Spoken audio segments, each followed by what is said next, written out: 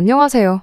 저는 올해 29살이고 얼마 전까지만 해도 대학 시절부터 6년을 만나온 남자친구와 결혼을 준비하고 있던 예비신부였습니다.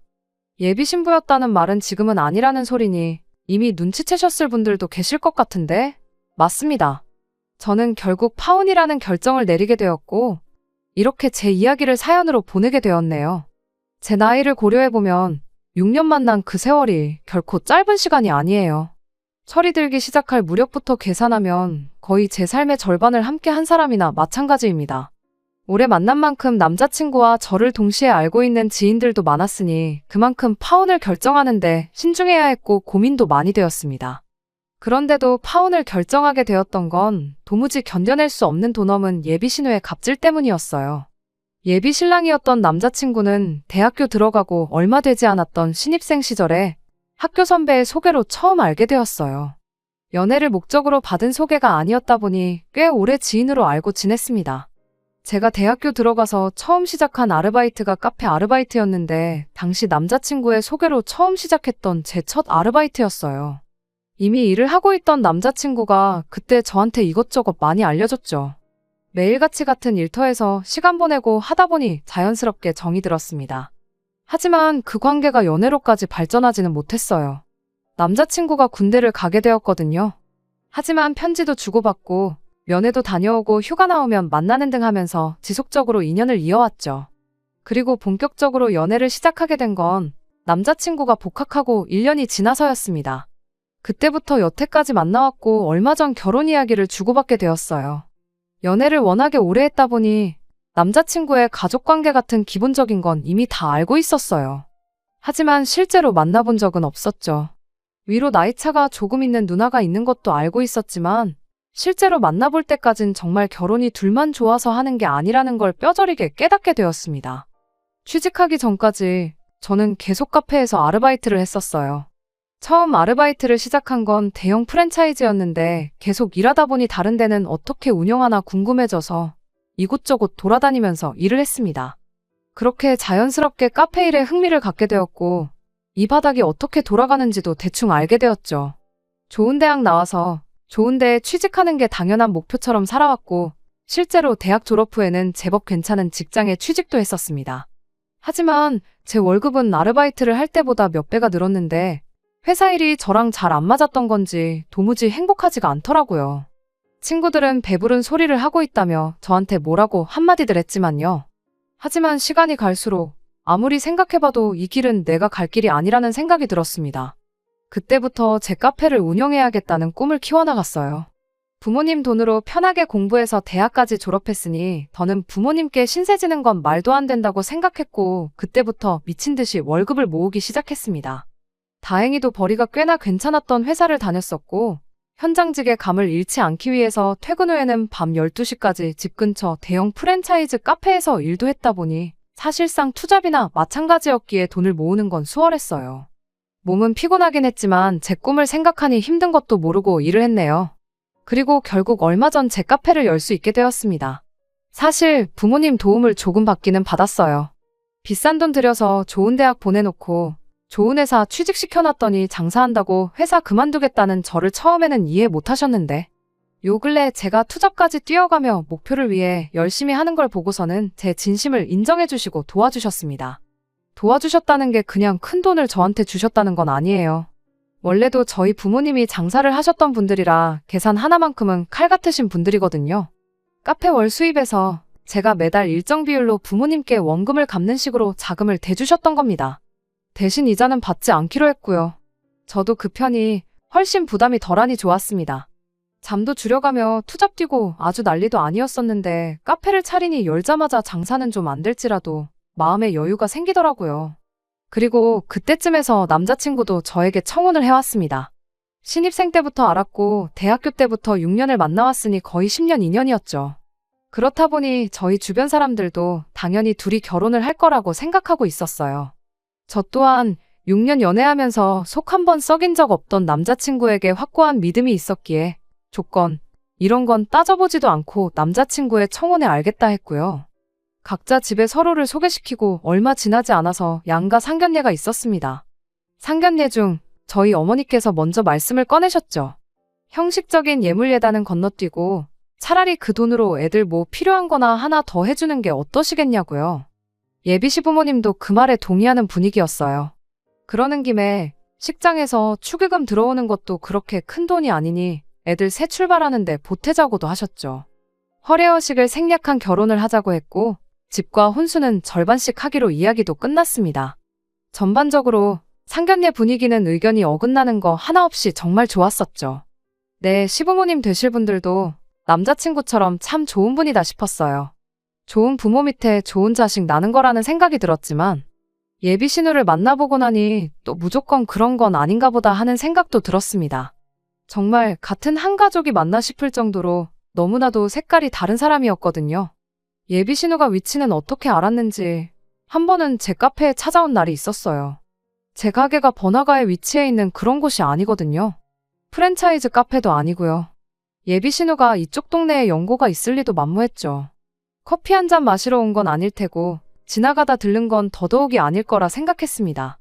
한 번 보면 두 번 다시 까먹지 못할 강한 인상이라 가게에 들어오는 걸 보고 단번에 예비 신우임을 알아차렸어요.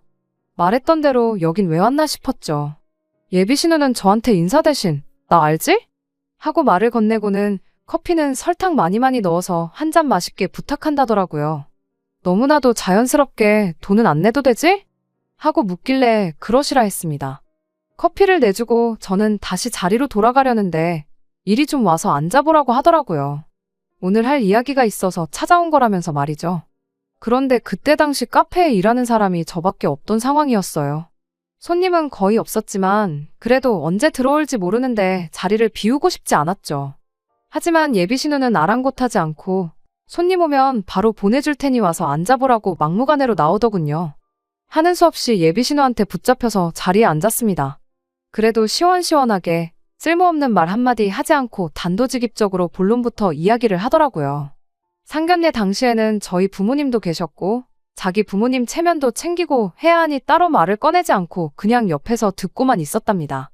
그런데 아무리 생각해도 이건 짚고 넘어가는 게 맞는 거라는 생각이 들어서 이렇게 제 일터까지 찾아온 거라고요. 결론만 짧게 말하자면 아무리 요즘 반반결혼이 추세라지만 그래도 형편 괜찮은 집에서 좀 더 부담하는 게 이치에 맞는 거라는 소리였어요. 저는 이때까지만 해도 신우가 어떤 사람인지 여긴 왜 왔는지 그 의도를 몰랐기 때문에 솔직하게 부담을 더하는 게 무슨 말인지 잘 이해가 가질 않는다고 대답했습니다.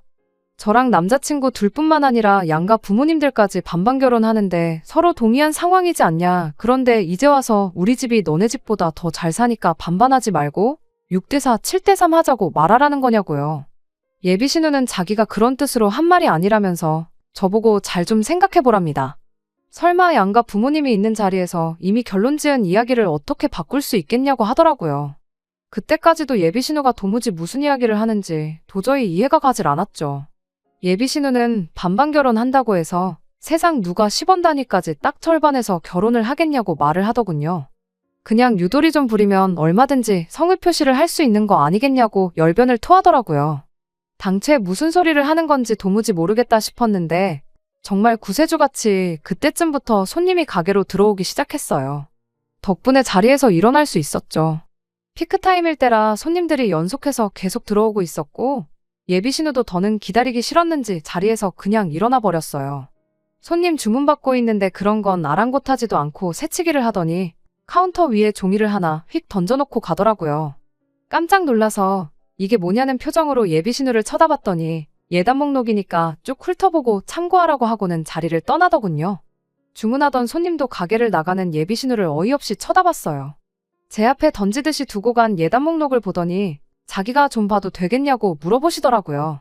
그래서 그러시라고 했는데 그 손님분이 종이를 보고 소리내서 웃으시더니 저한테 종이 돌려주면서 원래 내가 오지랖 부리는 성격은 아닌데 생각 잘해보라고 조언 한마디 해주시더라고요. 밀려드는 손님분들 주문이 다 끝나고 겨우 한숨 돌릴 시간이 돼서 예비 신우가 적어준 예단 목록을 봤어요. 그걸 예단 목록이라고 부르긴 조금 그랬어요. 그냥 자기 갖고 싶은 것들만 쭉쭉 적혀 있었거든요. 분수에 맞지도 않는 명품 가방에 지갑이며 옷과 구두까지. 그냥 그 명품 브랜드로 위아래 한 벌 쭉 빼입고 싶은 건가 싶었네요.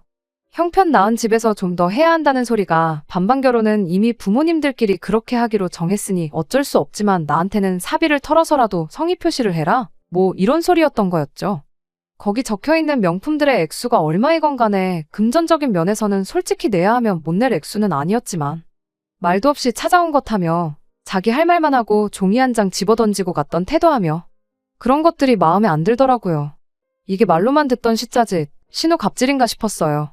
어이가 없어서 그대로 남자친구한테 전화했어요. 오빠네 누나가 내 가게까지 찾아와서 예단 목록이랍시고 자기 갖고 싶은 거 적어서 던져놓고 갔는데 이거 오빠네 집에서도 다 알고 있는 이야기냐고요. 남자친구가 제 말을 듣기가 무섭게 우리 누나가 거길 왔다 갔냐며 미안하다고 하더라고요. 무슨 일이 있었는지 자세한 이야기는 시작도 하지 않았지만 누나가 왔다 갔다는 사실만으로도 바로 미안하다 사과를 하는 거 보니 남자친구도 이미 자기 누나가 어떤 사람인지 대충은 알고 있는 듯 싶었습니다. 일단 자기가 누나랑 말해보겠으니 신경 쓰지 말고 있으라고 하더라고요. 그래서 그런가 보다 하고 알아서 잘 해결하겠거니 싶었습니다. 그런데 새벽 1시에 모르는 번호로 전화가 걸려왔어요. 일부러 안 받고 있으니 누가 이기나 보자는 식으로 계속 전화가 걸려와서 결국 전화를 받았습니다. 전화를 건 주인공은 예비신우였어요. 나중에야 알게 된 건데 저한테 전화하겠다고 동생 잠들 때까지 기다렸다가 몰래 핸드폰 비밀번호 풀어서 제 번호를 알아냈던 거더라고요.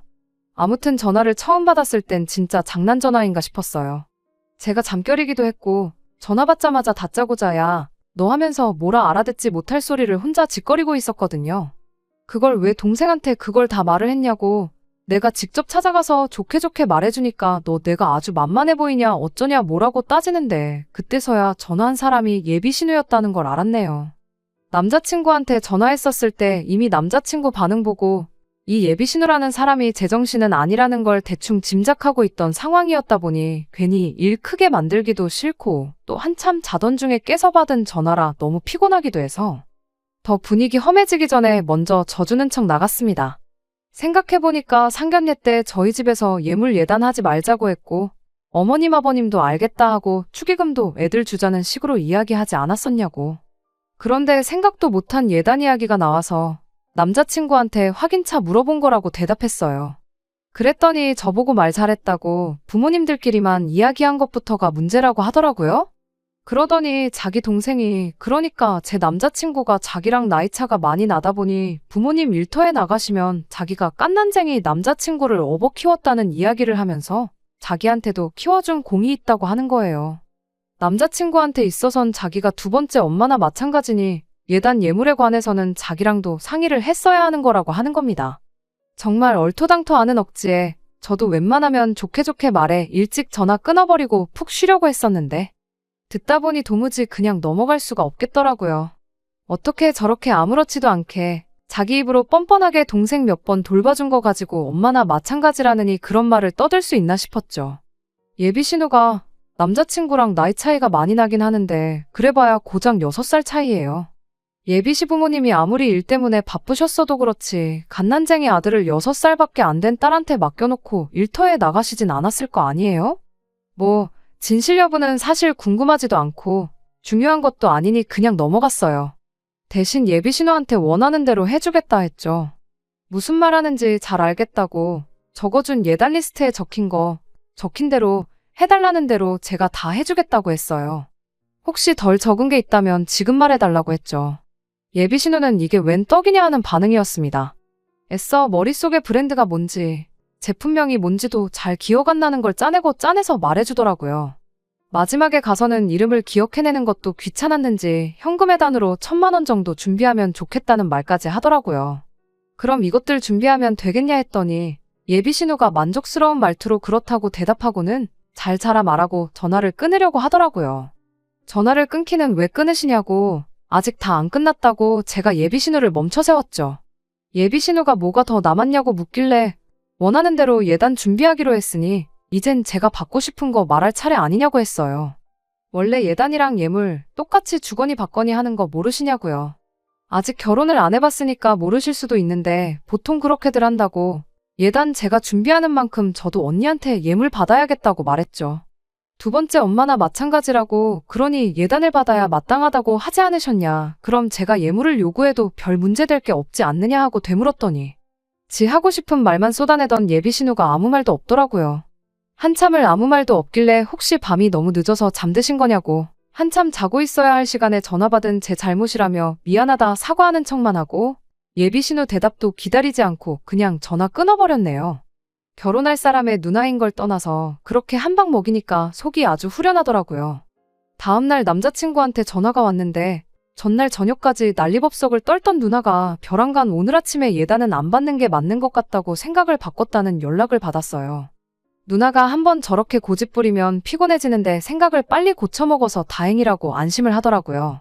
아마 무슨 일이 있었는지는 쪽팔려서 동생한테 말을 못했는가 싶었어요. 이렇게 예비신우랑 문제도 해결되니 이제 정말 날짜만 잡고 식만 올리면 우리도 결혼을 하는구나 싶었습니다. 그 뒤로 예비신우한테 연락 오는 것도 없었고 이렇게 정리가 되는구나 싶었죠. 그렇게 하나둘 결혼 준비를 하던 중 얼마 전이었어요. 예비신우가 또 제 카페로 찾아온 거예요. 이번엔 제가 카페에 없을 때 찾아왔습니다. 제가 매주 금요일마다 정기적으로 수업을 듣고 있는 게 있었거든요. 그래서 그날만큼은 부득이하게 직원 2명한테 가게를 맡겨놓고 수업을 들으러 갔습니다. 한참 수업을 듣고 있던 중이었는데 직원한테 전화가 온 거예요. 사장님 가족이라는 분이 왔는데 돈을 안 낸다고요. 직원들이 저희 부모님 얼굴은 다 알고 있거든요. 그런데 굳이 확인차 전화까지 하는 걸 보니 뭔가 이상해서 핸드폰으로 감시 카메라 앱을 켜서 누군가 확인해봤어요.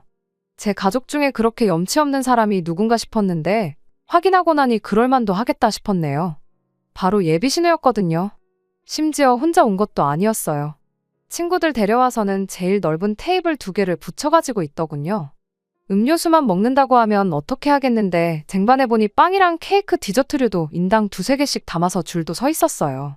주말이라 넉넉하게 준비해놓아서 문제는 없었는데 다른 손님들 계산도 못하게 카운터 점거해서 가족이니까 공짜로 내놓아라 행패 부리고 있길래 일단 직원한테 말해서 그냥 주라고 했습니다. 직원은 아무 죄도 없잖아요. 끼리끼리 논다더니 친구들도 다 똑같은 한통속처럼 보였는데 직원들한테 진상 중에 진상 5명을 동시에 상대하라고 하는 것도 못할 짓이다 싶었어요. 그리고 수업 끝나자마자 가게로 향했는데 제가 도착했을 때는 신우 일행은 이미 먹고 싶은 거 원 없이 먹고 내빼버린 뒤였습니다. 그 인간들이 돈 안 내고 먹은 걸 계산해보니 5명이서 20만 원치를 먹었더라고요. 집에 가져가서 먹겠다며 포장까지 해갔대요. 직원들을 나무랄 생각은 없었습니다. 괜히 더러운 꼴 보지 말라고 그냥 주라고 제가 직접 지시를 했었으니까요. 하지만 예비신우를 가만둘 생각은 없었어요. 제가 금요일마다 수업에 나가는 것도 제 측근 아니면 저희 직원들밖에 모르는 일인데 굳이 그때를 틈타서 가게에 왔다는 건 그동안 저 모르게 가게까지 찾아와 제 일거수 일투족을 감시했다는 거잖아요. 참 미쳐도 곱게 미쳐야지. 이게 곧 내 신우가 된다고 생각하니 소름이 돋더라고요. 근본적으로 멈추려면 결국 가족, 그러니까 남자친구의 도움이 필요하겠다 싶어서 곧바로 전화를 했어요. 남자친구는 지난번처럼 제 전화가 예비신우 관련돼서 걸려왔다는 걸 알자마자 앞뒤 상황은 듣지도 않고 연신 미안하다는 소리를 남발을 하기 시작했어요. 자기가 또 누나랑 이야기해 볼 테니 며칠만 기다려달라고 대답해왔고요. 문제는 그날 저녁이었어요. 예비신우한테서 다시 전화가 걸려왔습니다.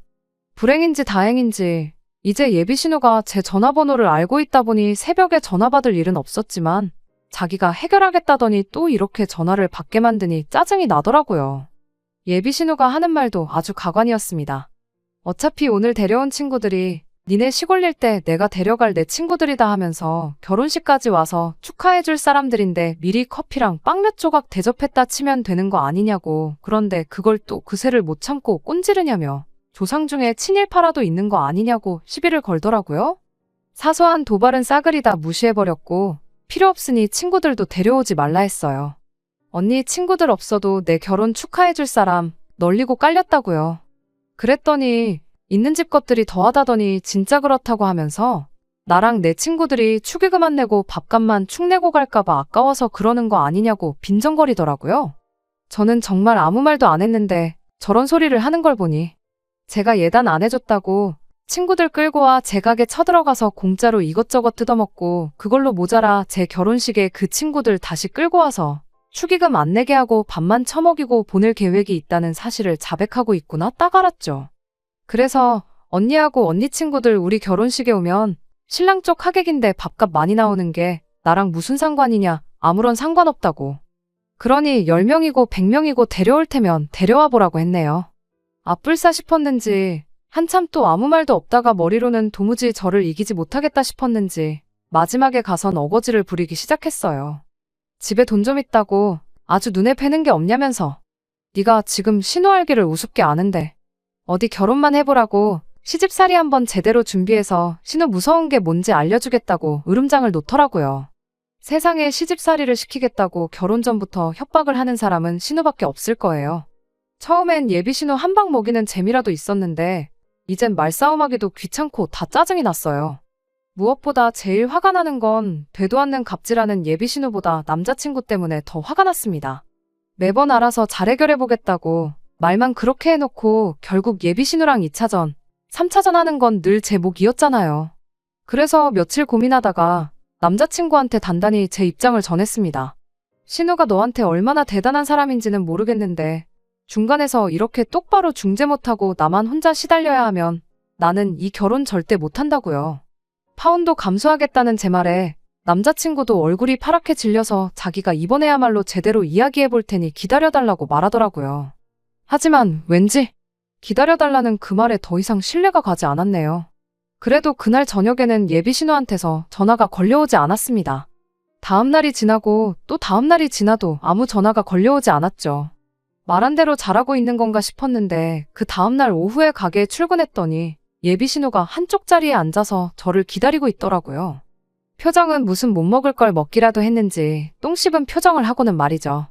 할 이야기가 있어서 찾아온 것처럼 보여 직원한테 미안한데 몇 분만 가게 좀 더 봐달라 말하고 맞은편 자리에 앉았습니다. 미안하다고 억지 사과 받고 싶은 생각도 없었어요. 단지 자기가 뭘 잘못했는지 깨닫고 앞으로 잘 지내보자고 한마디만 했으면 저도 여태까지의 악연은 그냥 잊어주려고 했죠. 그런데 예비 신우는 정신을 못 차리고 저랑 마지막 거래를 하러 왔던 거예요. 예단 리스트에 적어놓은 명품 가방 그거 하나만 사주면 자기가 평생을 두고 너한테 시집살이 시키는 일은 없을 거라면서요. 이젠 저도 볼장 다 봤다 싶어서 한마디 했어요. 마음에서 우러나지도 않는데 자꾸 해달라고 해봐야 나는 언니한테 단돈 100원도 쓰고 싶은 생각 없으니 그만 포기하라고요. 그랬더니 자기가 동생 얼굴 봐서 한번 참고 결혼 허락해주러 왔더니 말하는 싸가지 좀 보라며 들고 일어서더군요. 그러더니 제 머리끄댕이를 붙잡았어요. 직원이 재빨리 상황을 말리러 와서 더 큰일은 없었지만 제 얼굴에 작은 긁힌 상처가 생겼습니다. 그 길로 가게문 잠궈놓고 경찰 불렀어요. 신우가 먼저 저를 건드렸고 저는 반격도 하지 않았으니 꿀릴 게 하나도 없었습니다. 거기에 필요한 증거들은 전부 실시간으로 저장되고 있었기도 하고요. 경찰서 가서 신우랑 같이 조서 쓰고 있는데 남자친구랑 예비시 부모님이 후다닥 들어오더라고요. 예비 시어머니가 제 얼굴에 난 상처를 보고 미안해서 어쩌냐고 결혼식 때 흉이라도 남아있으면 어떡하냐고 걱정을 해주시더라고요. 그래서 거기다 대고 걱정 마시라고 했어요. 저는 이 결혼 못하겠다고 오늘부로 파혼이라고요. 남자친구한테는 다음 주까지 예약해놓은 거 전부 취소할 테니 그렇게 할라 말하고 위약금이 필요할 수도 있으니 말하면 말하는 대로 늦지 않게 돈이나 보내달라고 말했습니다. 파혼이라는 말에 예비 시어머니는 뒷목부터 잡으셨고 남자친구는 제 말 끝나기가 무섭게 제 앞에 무릎을 꿇고 빌더라고요. 누나 일은 미안한데 결혼하면 나랑 사는 거지 누나랑 사는 거 아니지 않냐고. 제발 한 번만 봐달라고 비는데 뭔가 잘못 생각하고 있는 것 같다고. 오빠네 누나 일로 짜증이 난 건 맞지만 파혼을 결심하게 만든 건 오빠 때문이라고 정정해줬습니다. 언니가 처음 내 가게를 찾아온 것부터 오빠가 주소를 알려줬던 거 아니냐, 언니가 어떤 방법을 썼던 간에 내 전화번호 알아낸 것도 오빠 통해서지 않느냐고요. 솔직히 자고 있을 때 몰래 번호 훔쳐갔다는 것도 믿기지가 않는다고 했어요. 몇 번을 부탁해도 누나랑 이야기해보겠다고만 하지 해결한다고 말한 것 중에 말처럼 된 게 뭐가 있냐고 따졌죠. 결국 오빠는 누나 모시기는 그런 사람이라고요. 지금부터 이런데 결혼하면 얼마나 더 하겠냐고. 지금도 이렇게 꼴 보기 싫은데 그 꼴 더는 보고 싶지 않으니 지금 파혼하는 거라고 딱 잘라 말해줬죠. 그리고 제 얼굴에 난 상처를 가리키며 이건 그동안의 정을 봐서 합의해주겠다 했어요. 대신 합의금으로 땡땡땡땡 거 명품 가방 하나 사오라고 말했죠. 그거 안 사오면 합의는 없을 테니 신우 이름에 빨간 줄 한번 그어보자고 했네요. 눈치채신 분들도 계실 텐데 제가 합의금 대신 가져오라던 가방은 예비 신우가 예단 목록 첫 줄에 적어놓은 그 가방이었습니다. 어떻게는 내 돈으로 그 명품 가방 받아다가 들고 다니는 게 소원이었나 본데 이젠 자기 돈으로 자기가 갖고 싶어 하던 그 가방을 저한테 사주게 되었으니 얼마나 속이 쓰리겠어요? 예비 신우가 제발 봐달라고 자기가 차라리 반성문을 쓰겠다고 빌었는데 반성문이 뭐 밥 먹여주는 것도 아니고 지어내면 얼마든지 지어낼 수 있는 걸로 내 용서를 받을 생각 말라고 했습니다. 남자친구도 예비시 부모님도 더할 나위 없이 좋은 분들이셨어요. 솔직히 앞으로 제가 누구를 만난들 그 사람들보다 좋은 사람을 만날 수나 있을지 확신도 생기지 않을 만큼 말이죠. 하지만 아무리 생각해도 제 남은 인생에 예비 신우 같은 사람을 가족으로 두고 있을 자신이 없어서 결국에는 파혼을 하게 되었습니다. 세상이 어느 땐데 호칭 앞에 시자 들어간다고 해서 갑질을 해도 된다고 생각하나요? 저 말고도 혹시 아직 결혼을 하지 않으셨거나 결혼을 생각하고 계신 분들이 계시면 갑질하는 시댁을 만나지 않으셨으면 좋겠네요. 혹여나 만나게 되더라도 시자 들어가는 거 벼슬 아니니 겁내지 말고 하고 싶은 말 있으면 다 해버리라고 말씀드리고 싶네요. 끝까지 들어주셔서 감사합니다. 오늘의 사연은 여기까지입니다. 구독과 좋아요, 알람 설정 부탁드리고 더 좋은 사연으로 다시 찾아뵙겠습니다. 감사합니다.